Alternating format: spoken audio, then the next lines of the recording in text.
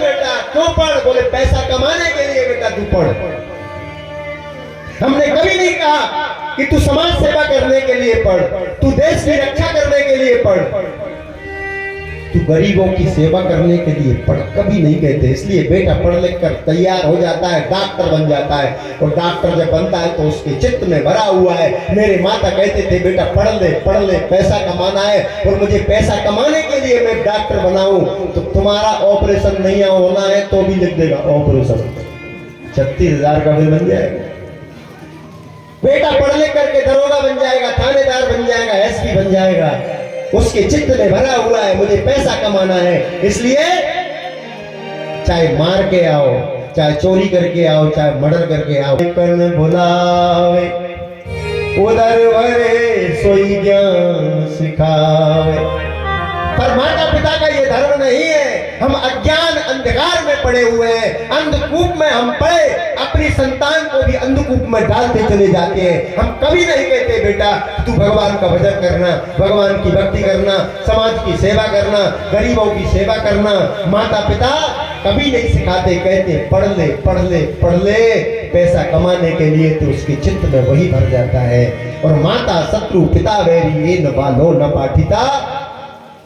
गौकर्ण जी पढ़ लिख करके बुद्धिमान बन गए, धुंधकारी दुष्ट बन गया। सबसे पहले बच्चे कहां से बिगड़ते हैं मालूम है? स्कूल से। विद्यालय में जब बच्चे जाते हैं बुद्धि पढ़ने के लिए, उस समय विद्यालय में वो चोरी कर लेते हैं। किसी की बर्ती चुरा ली, किसी की पेंसिल चुरा ली, किसी की कॉपी चुरा ली। लौटकर घर आए और माता से कहे कि माता मैंने पेंसिल चुरा ली, तो 2 मारना गाल में और कहना आज के बाद में चुराना।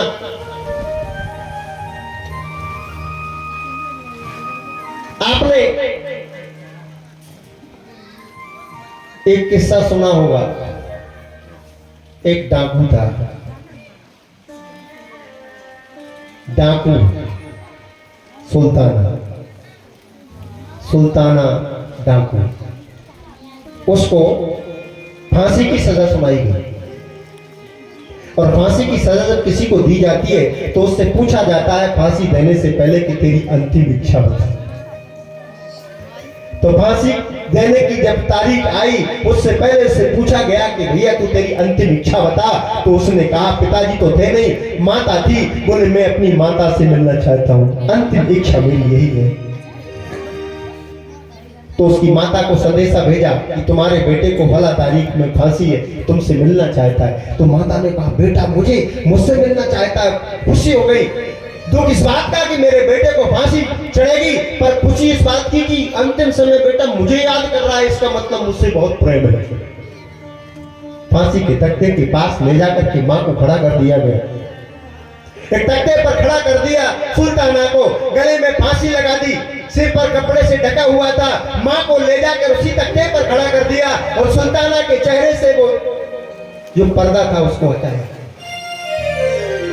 सामने मां खड़ी थी।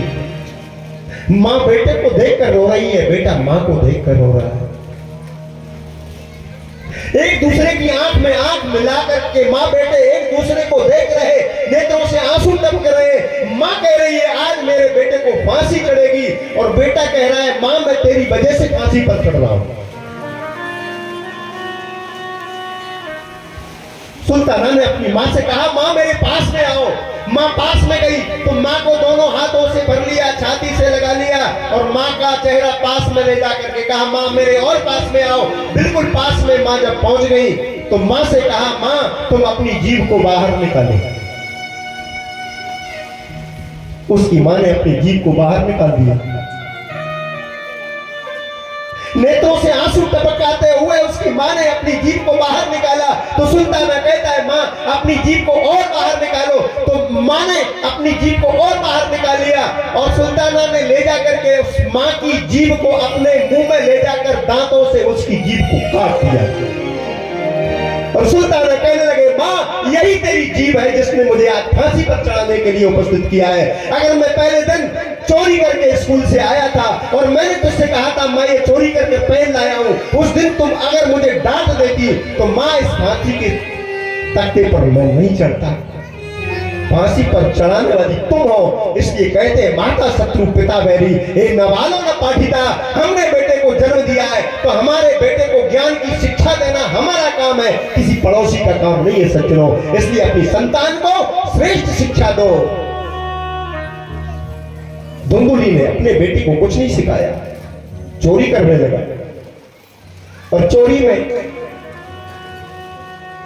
करते करते घर में चोरी करने लगा।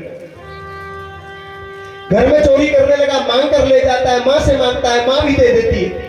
माता पिता का परम कर्तव्य है अपने बेटे को जरूरत जिस चीज की है वो दो। स्कूल में जाता है, पैसे मांगता है, उसको देना चाहिए, पर ये भी ध्यान रखना चाहिए जो हम